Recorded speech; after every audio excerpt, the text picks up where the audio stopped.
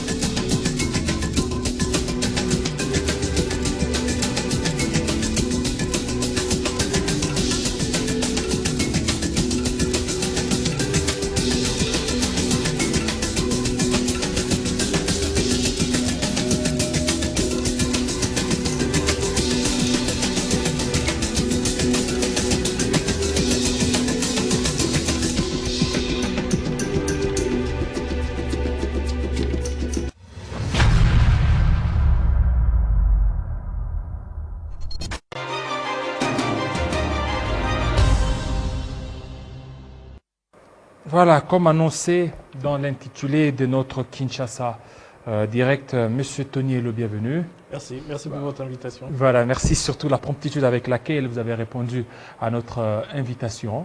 Vous êtes cadre du FCC, Front commun pour le Congo. Mais avant qu'on aborde le comité de crise qui a été mis en place par le président honoraire Joseph Kabila Kabange, mais il y a l'actualité boulante. C'est la mort de l'ambassadeur italien. Qu'est-ce que vous faites comme lecture quand on sait que le président de la République, il a dit lors de ses débuts qu'il est prêt à mourir pour que la paix revienne dans l'Est de la RDC, mais il y a la mort déjà d'un ambassadeur.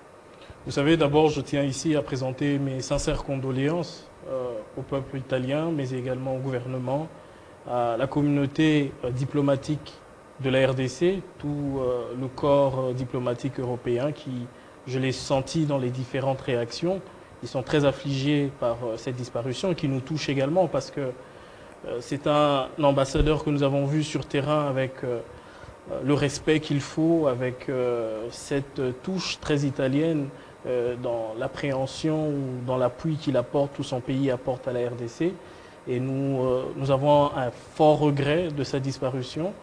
Et aujourd'hui, il est clair, lorsque nous sommes en train de voir cette émotion de façon globale, ça nous permet quand même une chose, ça permet de mettre une lumière sur ce qui se passe à l'est de notre pays. Parce que vous savez, le mois dernier, nous avions perdu, au mois de janvier, nous avons perdu 6 éco-gardes dans la même zone à peu près, qui ont été malheureusement fauchés lors d'une embuscade de certains groupes Maï-Maï. Il y a eu, pour l'année 2020, vous savez, à peu près 1315 civils qui ont perdu la vie dans tout le Kivu.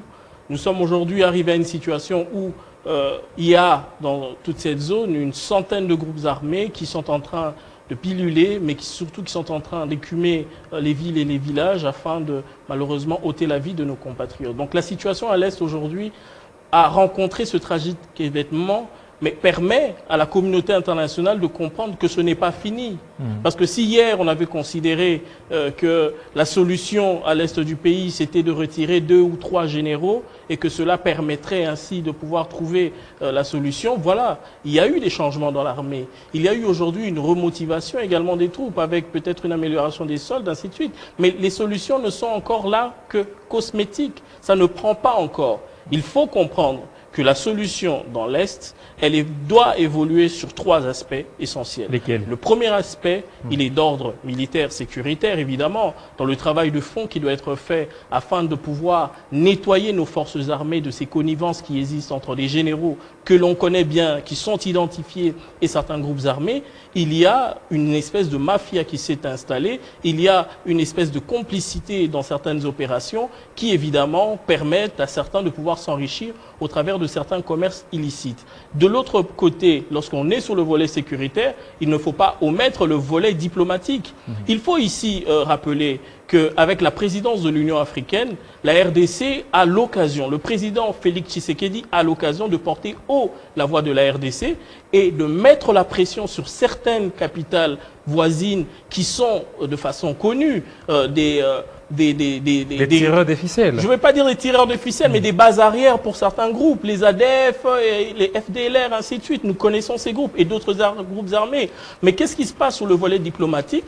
C'est qu'il y a eu une initiative qu'il faut saluer du président Tshisekedi avec l'idée d'un état-major intégré entre l'Ouganda, le Burundi et le Rwanda, mais cette idée a malheureusement été bloquée. Par quoi? L'animosité qui est persistante entre l'Ouganda et le Rwanda. Il faut faire comprendre aux uns et aux autres qu'ils doivent se mettre sur la table et que le Rwanda doit pouvoir rassurer les autres voisins, parce qu'il ne peut y avoir de solution de paix à l'Est si simplement nos voisins se regardent en chien de faïence, lorsque Kampala n'a pas confiance en Kigali, et lorsque Bujumbura se méfie de Kigali, et curieusement, c'est le Congo qui doit devenir le terrain de jeu de ces intérêts-là. Non, le président de la République doit se lever, il doit utiliser sa nouvelle fonction au niveau de l'Union africaine pour stopper évidemment ces aventures-là, sur ce volet diplomatique. Et le dernier volet, évidemment, il est communautaire. Parce que la plupart de ces groupes qui aujourd'hui prennent les armes à l'est de notre pays se reconnaissent évidemment dans une cause qui est malheureusement ethnique, qui est tribale, qui est communautaire. Ils s'empoignent entre eux. Lorsque les groupes Maïmaj se lèvent pour dire défendre une portion de leur terre, ils le font contre un autre. Donc il faut dans une certaine mesure apporter les réponses adéquates, mais que ce ne soit pas des réponses cosmétiques. Sinon, nous allons aller de mal en pire. Voilà. Et excusez-moi, Monsieur Jean-David, vous savez qu'en 2020, les morts ont triplé par rapport aux années précédentes. En 2020, nous avons eu 1315 Qu'est-ce qui est dû à ça? Est-ce que ça serait la fragilité de l'État, tel qu'a dénoncé Adolphe Mouzito? Il dit que non, tout ça, c'est parce qu'il y a l'absence de l'État congolais dans l'Est de la RDC. Mais cette situation, elle est vieille quand même de près de 20 ans, 24 ans. Nous le savons, évidemment ce par quoi nos populations traversent ou ont traversé pendant toutes ces années. Et on ne peut pas aujourd'hui dire que c'est une situation qui est conjoncturelle. Non, malheureusement, elle s'est inscrite dans la durée. Les conflits se sont succédés sans réellement trouver les bonnes solutions. Nous avons eu différentes rébellions, le M23, après... Au fait, nous avons toujours eu à l'est du pays des problèmes qui sont enracinés dans nos communautés, mais également dans nos rapports avec les pays voisins, qui remontent à bien longtemps. Voilà pourquoi il faut poursuivre avec l'élan que Joseph Kabila a mené dans la structuration de l'armée, dans le respect diplomatique, la prise à distance de certaines capitales qui avaient une influence nocive sur certaines de nos communautés. Il faut poursuivre. Le président Tshisekedi a cette lourde responsabilité-là d'identifier rapidement des zones franches de collaboration, mais surtout intensifier le volet diplomatique et de façon commune, comme peuple, parce que la question communautaire, elle nous concerne tous. Nous devons tous aujourd'hui contribuer à réfléchir un peu comme vous vous rappelez la fameuse conférence de paix de Goma. Je pense à l'époque du M23, si ma mémoire est bonne. Il y avait cette nécessité-là de pouvoir faire venir les fils et les fils du Kivu sur une table afin de pouvoir trouver les questions épineuses, questions de Minembwe et ainsi de suite. Il y a une nécessité de faire parler les communautés pour faire taire également ces poches-là de résistance. Voilà. Merci beaucoup pour les trois aspects soulevés, l'aspect militaire, diplomatique et aussi communautaire. Nous y reviendrons avec force détail. Mais là, cette fois-ci, parlons de la RDC, parlons du Front commun pour le Congo. Il y a un comité de crise qui a été mis en place et ce comité de crise, pratiquement deux ou 3 mois, oui. Comment sont les fruits de ce comité de crise?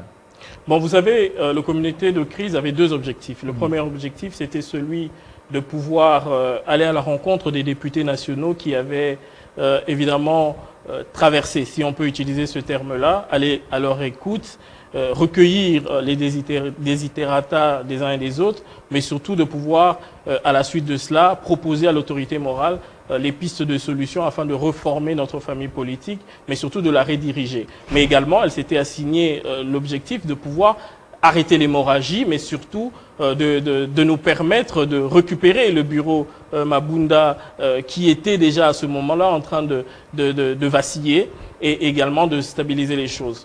Sur ces objectifs-là, nous constatons aujourd'hui malheureusement que le comité de crise n'a pas réussi ce pan de travail-là parce que malheureusement, nous avons perdu le bureau Mabunda dans les circonstances que vous connaissez. Nous avons perdu le poste de Premier ministre dans les circonstances que vous connaissez. Nous avons perdu le bureau Tambwe Mwamba dans les circonstances que vous connaissez. Voilà pourquoi il est important aujourd'hui que l'on informe de cette difficulté et qu'on rappelle aux uns et aux autres que, attention, le comité de crise avait une mission bien circonscrite. Il faudrait qu'elle reste à cette mission et que cette mission doit être évaluée. Et aujourd'hui, si une évaluation doit être faite, elle est l'évaluation d'un échec. Comment sont les fruits de ce comité de crise? Ce sont des fruits qui portent ou jusque-là, les résultats ne sont pas satisfaisants? Il y a eu un appel des mouvements associatifs, membres du FCC, qui ont, je pense, fait une déclaration et remis même un mémo au coordonnateur du FCC, qui était en train de décrier, évidemment, cette paralysie, à la fois avec un comité de crise qui n'a pas su produire les résultats qu'on escomptait, mais à côté de cela, également, il y avait une coordination qui était devenue totalement muette. Donc il y avait, je vais dire, une protestation de cette jeunesse-là qui voulait à la fois avoir des réponses. Et je pense que les réponses sont en train d'être données. Le comité de crise a évidemment échoué, il faut le dire, mais il ne faut pas ici donner l'impression que nous sommes en train de vouloir combattre un homme pour dire par exemple que non, le principal accusé, le principal coupable, c'est Raymond Tshibanda. Non. Monsieur Raymond Tshibanda, l'honorable Raymond Tshibanda est un des plus grands stratèges de notre famille politique. L'échec du comité de crise, c'est l'échec du FCC, parce que dans une certaine mesure, tous les revers que nous avons eus depuis 2 ans ont été le fait d'une culture de mercenariat qui malheureusement a caractérisé un grand nombre de nos cadres qui, à la première adversité, sont tous partis. Vous serez d'accord avec moi. Et aujourd'hui, on ne peut pas l'imputer au seul comité de crise. Il y a une nécessité aujourd'hui, que ce soit au niveau de la coordination actuelle, d'une remise en question sur la débâcle du FCC et ainsi inciter les uns et les autres de pouvoir entreprendre ce dialogue-là afin de pouvoir engager les réformes qui sont nécessaires pour faire revivre notre famille politique. Voilà. Et le comité de crise, vous relevez ici, vous dites que non, c'est un échec. Qu'est-ce que maintenant vous voulez par rapport à ça? Qu'on revienne à l'ancienne coordination ou chapeauté par Némi Mouilania? Vous voulez des réformes? Non, écoutez, nous voulons, nous, des réformes. Nous voulons aujourd'hui, nous, une structure définitive pour le FCC. Ça fait 2 ans aujourd'hui, après évidemment cette structure électorale qu'a été le FCC, parce qu'il ne faut pas l'oublier, le FCC a été construite sur un plan d'une coalition électorale. Après cette coalition électorale, il n'y a toujours pas un corps, il n'y a pas d'âme d'ailleurs dans cette machine. Et même voilà pourquoi il faut absolument, comme l'avait promis l'autorité morale du FCC, doter le FCC d'une structure qui pourrait ainsi représenter toutes les forces, pas simplement les regroupements, les partis politiques, parce que nous pouvons ici dire que ce sont ces partis et ces regroupements qui nous ont conduits dans l'abîme que nous avons aujourd'hui. Il n'y a pas de nom à mettre, il ne faut pas dire c'est Mouilania, c'est Tshibanda, c'est ainsi de suite. C'est toute cette structure-là qui est responsable de la débâcle du FCC. Ce sont ces partis, ce sont ces regroupements. Vous avez suivi les différentes réunions à Kingakati où des gens ont juré fidélité à l'autorité morale, ont juré fidélité, loyauté. C'était les présidents des regroupements. Moi-même, j'étais à la retraite après Mbouela, de Safari Beach. Nous étions avec les présidents de regroupement des partis politiques quand la pétition a commencé, avec les présidents des groupes politiques au sein du Sénat. Ces hommes et ces femmes avaient juré qu'ils allaient faire front contre la pression qui venait évidemment de la part du cash. Mais qu'est-ce qui s'est passé? Nous avons juste compris qu'en face de nous, nous étions entourés que de mercenaires qui étaient là pour un intérêt bien identifié et qui n'avaient malheureusement même pas foi en la structure qu'était le FCC, mais surtout n'avaient aucune foi dans ce qu'ils faisaient comme sociétaires du FCC. Donc pour nous, il faut une réforme, mais pas simplement une réforme d'individus. Je ne suis pas ici pour dire je suis là pour attaquer Tchibanda pour faire revenir Moulania. Non, il ne faut pas qu'il y ait de la complaisance. Il faut aujourd'hui qu'on puisse demander au comité de crise de remettre son rapport au président Kabila et que le président Kabila puisse demander à la coordination de finaliser urgemment le plan de structuration du FCC et de présenter un plan détaillé sur les réformes urgentes à apporter à notre famille politique. Et de cela, permettre ainsi l'expression libre des associations, des militants, des personnalités, des partis politiques, tous ceux qui ont ce sursaut en eux de pouvoir sauver cette idéologie magnifique qu'est le Front commun pour le Congo, de se mettre ensemble et de réfléchir ensemble sur la bonne structuration et surtout sur les réponses urgentes à apporter à la population. Et c'est cela où... Alors, qu'est-ce que serait la base de la lenteur? La lenteur pour certainement la mise en place d'une structure bien remodelée par rapport à la configuration actuelle, parce que ça fait longtemps que vous êtes en train de mener toutes ces démarches-là, mais jusque-là, il y a une certaine lenteur, une certaine lassitude. Vous savez, le président Kabila avait dit à Kingakati devant les députés et sénateurs qu'il avait reçus, qui lui avaient posé cette même question pour comprendre la lenteur dans le processus de structuration du FCC. Il avait répondu ceci en disant qu'il assumait seul la responsabilité de ce retard, mais que pour lui, ce retard avait pour but de pouvoir savoir qui est qui. Ça, c'était à Kingakati. Et je pense que le président Kabila a eu totalement raison. Un homme politique avisé, je pense qu'avoir structuré hier le FCC et vivre cette débâcle aujourd'hui, je pense même tous les saints au ciel n'auraient pas cru à cela. Vous vous rappellerez que lors de la chute du bureau Mabunda, j'étais avec vous ici. Nous étions en train de commenter cette actualité. Moi-même, j'étais convaincu qu'il y avait des limites à la fourberie de certains anciens sociétaires. Mais aujourd'hui, je suis moi-même dans l'étonnement de voir où est-ce que nous en sommes. Nous en sommes arrivés à ce point parce que simplement, au sein de notre famille politique, il y avait une culture de mécénariat, il y avait une politique de ce qu'on appelle en sciences politiques une culture politique paroissiale. Donc ça veut dire que vous avez des personnes qui se retranchent selon les identités ethniques ou des petits groupes qui se forment. On met en évidence certains seigneurs qui se combattent les uns contre les autres. On a simplement paralysé l'intérêt commun au nom des intérêts qui malheureusement étaient divergents de certains seigneurs. Et c'est ça ce qui a tué le FCC. Et c'est ce qui a permis ainsi à nos adversaires en face de pouvoir nous balayer comme ils nous ont balayés. Et alors, quelle serait la cause de cette débâcle? Ce n'est pas parce que le FCC est trop classe par rapport aux autres partis qui vont beaucoup plus à l'approche de la population, qui s'approchent de la population pour comprendre. Mais on trouve un peu le VIPisme du FCC. Vous savez, je vais peut-être, ça c'est un point de vue personnel que je vais partager ici avec vous. Je crois qu'un des gros échecs du FCC a été au niveau de sa communication. Dans la plupart des combats que nous avons menés depuis juillet 2020, nous avons malheureusement trop donné l'impression que nous étions en train de combattre pour notre autorité morale. En fait, c'était ça le message. Nous étions là, en fait, juste comme étant les soldats de l'autorité morale, les soldats du Raïs.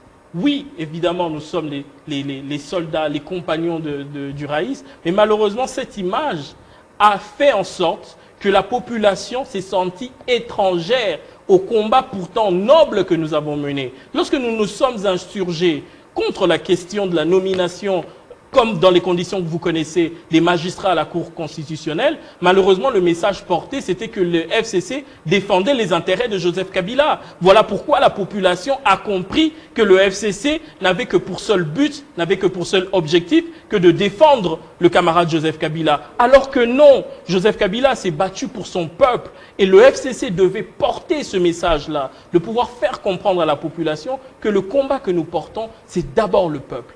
Voilà pourquoi il est nécessaire aujourd'hui, dans cette introspection collective, que nous puissions renverser la pyramide. Il faut aujourd'hui revenir aux bases. Il faut donner la parole à la base, aux mouvements associatifs, aux petits partis, aux maraîchères dans les coins de la ville de Kinshasa, aller au fin fond de nos villages, ainsi de suite, pour donner la parole à ces Congolais, afin qu'ensemble, on puisse construire le message de l'alternative. Parce que c'est ce que nous devons être. L'alternative, M. Jean-David, ça ne se décrète pas, ça se construit avec le temps et ça se construit avec la vérité des faits et la vérité du terrain. Voilà pourquoi nous devons avoir cette humilité-là, bâtir ensemble avec cette base, en nous débarrassant des galons qui ne servent plus à rien. Vous avez des généraux aujourd'hui sans troupes, parce que simplement, nous avons mal géré cet héritage politique de Joseph Kabila. Nous nous sommes compromis dans une espèce de guerre ou dans une espèce de guerre byzantine entre nous, simplement parce que nous n'avions pas compris quelle était la priorité de nos combats et quel devait être le bon message que nous devrions porter. Vous pouvez avoir raison, mais vous pouvez malheureusement perdre cette raison parce que simplement vous l'avez mal présenté. Voilà, l'une des missions assignées au comité des crises Raymond Tshibanda, c'était de faire revenir ceux qui sont partis. Ça serait par quel moyen? Parce qu'avec la configuration actuelle de la politique, c'est vraiment difficile. Nos politiciens aiment que là où ça coule, là où il y a du miel, là où il y a le pouvoir, alors que vous n'avez pas de pouvoir. Bon, personnellement, je ne suis pas dans cette optique-là, parce que vous savez, la transhumance est dans l'ADN des politiques congolais. Vous n'allez pas non plus les interdire de pouvoir rechercher ce qui est leur intérêt immédiat et actuel. Ils sont venus au FCC parce qu'il y avait un intérêt immédiat, celui du partage des postes. Il y avait un gâteau à partager, ils sont venus prendre leur part. Au moment où ce gâteau a disparu de la table et allé chez le voisin, ils sont partis. Le jour où le gâteau reviendra au FCC, ils reviendront. Et ils trouveront toujours les phrases adéquates, ils trouveront les phrases appropriées pour justifier ce qu'ils sont au fond d'eux. Nous avons malheureusement encouragé cela en gâtant certaines personnes et en donnant l'impression que c'était ça le sens de la politique. Je considère qu'aujourd'hui, ceux qui sont partis doivent partir pour aérer le FCC et permettre à ce que nous puissions avoir une meilleure lisibilité de la réalité de notre force. Nous devons, si nous sommes 10, nous sommes 15, soyons 10, soyons 15, en toute humilité, bâtissons sur ça. Il ne faut pas aujourd'hui espérer, tant qu'il n'y a pas de gâteau sur la table, que les autres vont revenir. Ils vont revenir pour manger quoi? Vous leur avez donné l'habitude des beefsteaks, des steaks et des luxes. Tant qu'il n'y a plus ça sur la table, ils ne reviendront plus. Ayons cette humilité et surtout cette lucidité de comprendre que la politique est un champ de rapport de force et à ce stade-ci de la compromission républicaine, nous avons malheureusement perdu un moyen ou le seul moyen de communication avec ces personnes. Est-ce que maintenant, aujourd'hui, vous acceptez aujourd'hui de faire l'opposition? Non, vous savez, à ce stade, opposition, majorité, est-ce que vous savez que le FCC, de façon très claire, avec le dernier arrêt de la Cour constitutionnelle, qui vient de créer un des plus gros précédents jurisprudences que nous pourrions connaître dans l'histoire de notre pays, parce qu'à la fois, vous pouvez être de la majorité et de l'opposition. Vous avez un FCC majoritaire, FCC opposition. Donc, ça ne veut rien dire dans le fait. Et je ne pense pas que c'est dans les postures que nous devrions aujourd'hui construire cette alternative-là. C'est d'abord dans la remise en question. Il y a un travail de fond qui doit être mené au niveau de notre famille politique. Il faut avoir le courage de le mener sans aucune complaisance. Lorsque ce travail sera mené, nous pourrions ainsi lever les options. Mais à ce stade, il y a aussi une autre urgence, c'est celle de pouvoir accompagner ou souhaiter bonne chance au futur gouvernement qui va bientôt arriver, afin que celui-ci puisse prendre la mesure de ses responsabilités et des attentes de la population. Vous ne vous assumez pas dans l'opposition. Parce qu'aujourd'hui, nous savons,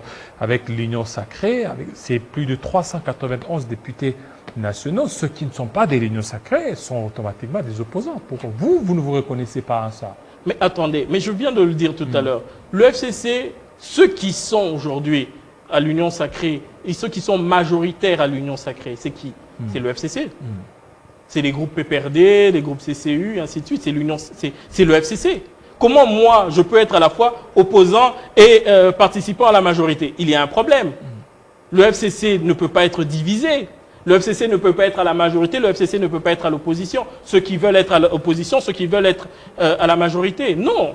Il y a eu un désordre qui a été malheureusement prévu, ou je vais dire organisé, par l'arrêt de la Cour constitutionnelle qui a enlevé toute nature au mandat politique du député national au sein de l'hémicycle, et cela a désarticulé malheureusement à la fois notre vie politique. Nous avons aujourd'hui des députés qui peuvent être PPRD lundi, MLC mercredi, voter comme ils veulent. C'est ça, on a créé malheureusement une anarchie qui ne permet pas aujourd'hui que l'on puisse se donner des distinguos qui soient cohérents. Et c'est malheureusement ce qui est. Nous ne pouvons pas aujourd'hui nous déclarer dans cette cacophonie institutionnelle, se déclarer de l'opposition et être cohérent avec nous, ou se déclarer de la majorité. Tant que le FCC est là, le FCC a une responsabilité, c'est de se reformer, c'est de se reconstituer, c'est de se structurer, devenir une force politique homogène, proche des attentes de la population, mais surtout qui ait une ligne de cohérence idéologique. C'est ça la solution. Alors,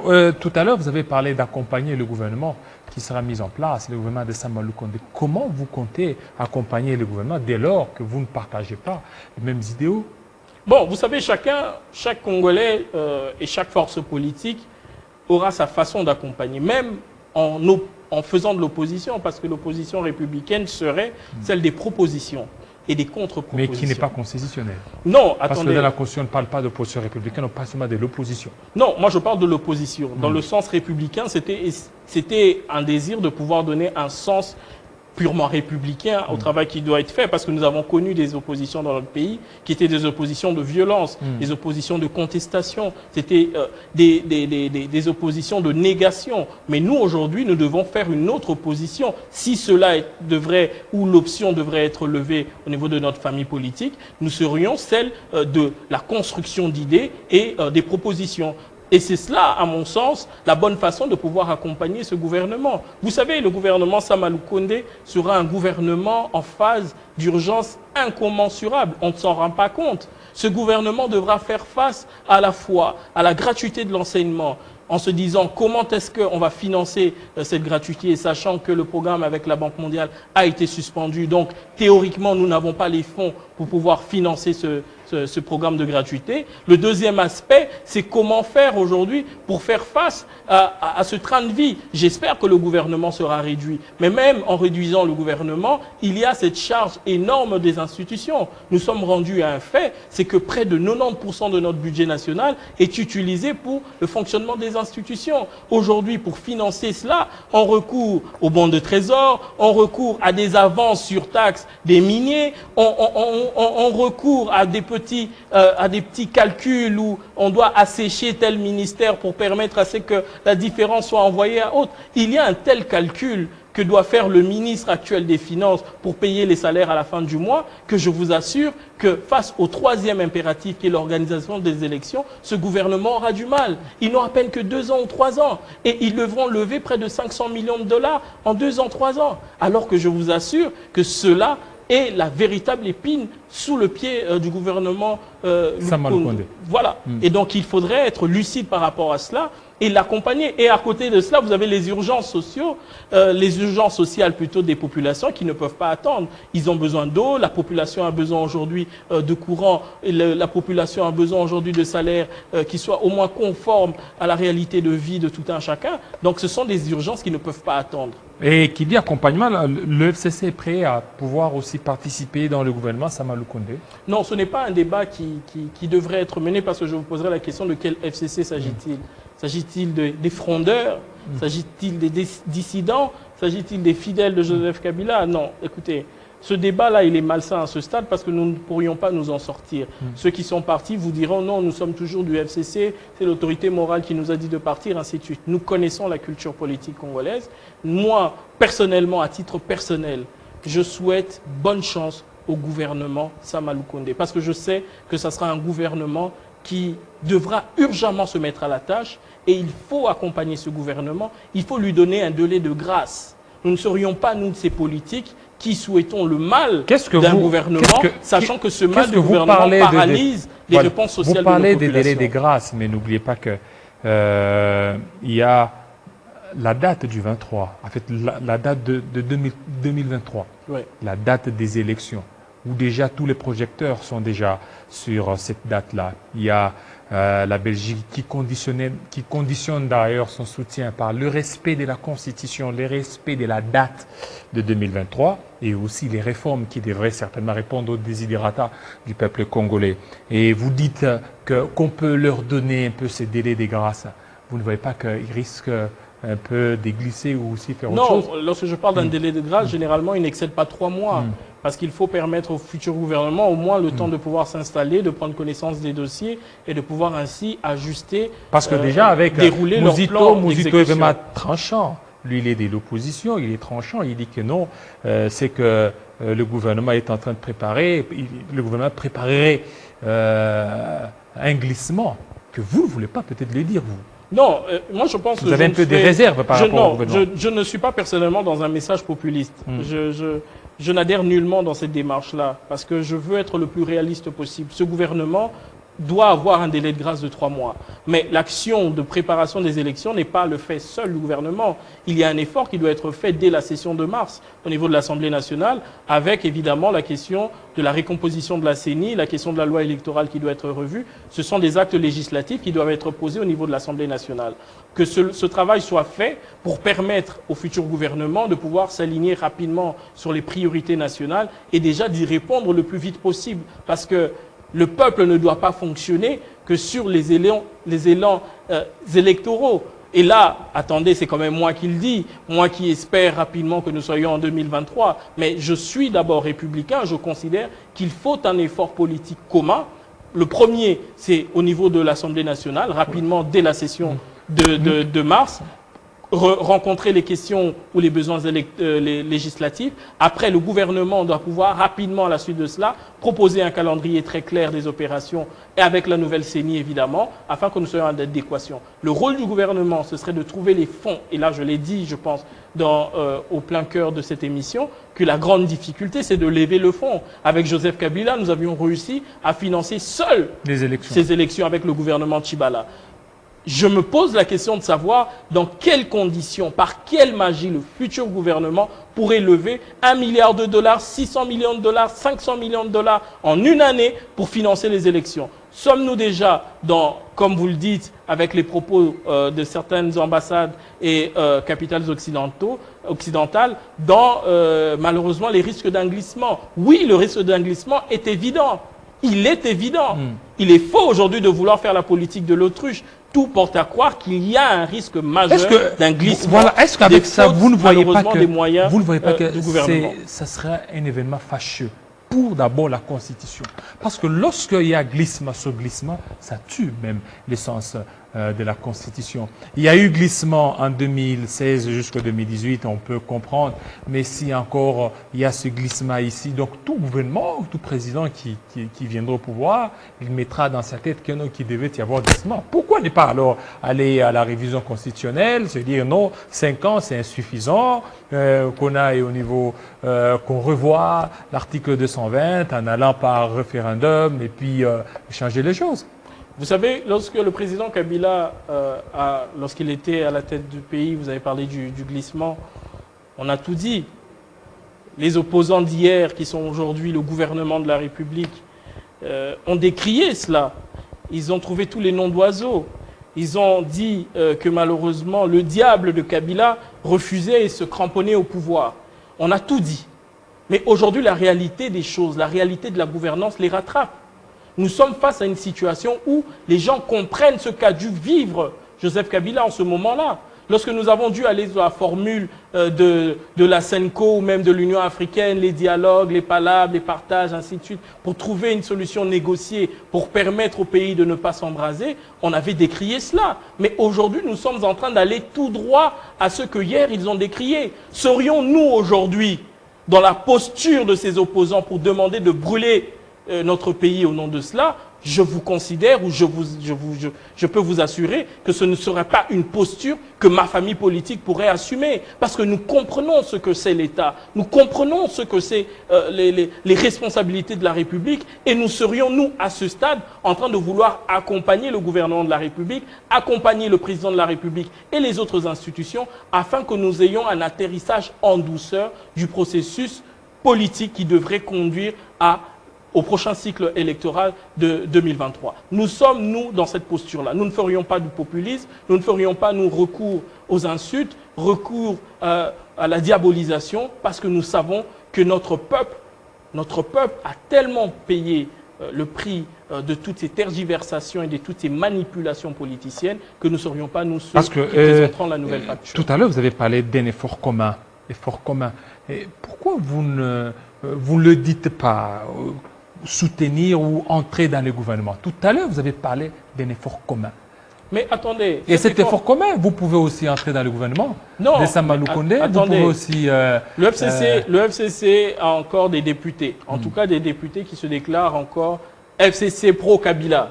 Je dis le mot, FCC pro-Kabila. Il y en a encore.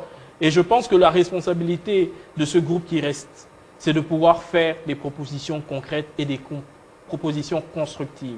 Il faut aujourd'hui présenter un plan aménagé qui soit cohérent, mais surtout qui soit vrai, le plus réaliste possible, pour permettre à ce que nous puissions avoir ces fameuses élections en 2023. Il faut y aller. Et c'est encore possible si et seulement si, dès le démarrage de la session de mars, tous les élus, qu'ils soient au niveau de l'Assemblée nationale ou au niveau du Sénat, travaille à produire les différents instruments législatifs pour permettre ainsi au gouvernement de procéder à la mise à disposition des moyens à la prochaine équipe de la CENI et ainsi de suite. Cet accompagnement sera celui-là. Pourquoi doit-il simplement être dans l'exécutif? Non, l'exécutif n'aura de sens que si et seulement si nous partageons à ce moment-là les mêmes valeurs, les mêmes principes, la même vision des choses. Parce que à quoi servirait-il de se retrouver encore dans un exécutif où nous n'avons pas les mêmes visions, où nous avons des langages qui soient totalement différents et pas les mêmes priorités? Voilà pourquoi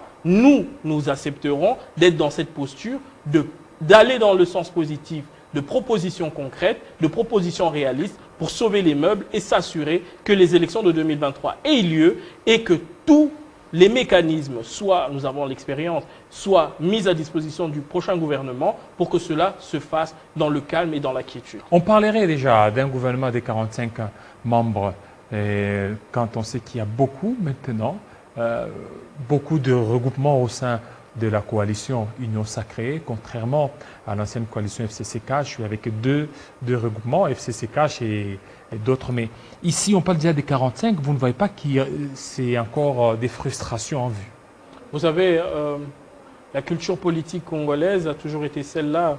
Vous n'allez pas interdire à ceux qui se sentent le droit de pouvoir aller à la table le fait d'aller se servir, parce qu'ils se disent tous qu'ils ont contribué à la chute du FCC. Et au nom de cela, ils se donnent de droit divin, le droit de pouvoir être ministre, mandataire, ainsi de suite. C'est une culture malheureusement politique congolaise. Certes, elle n'est peut-être pas inhérente à notre espace politique, mais elle est malheureusement la cause de l'inertie des différents gouvernements de notre pays.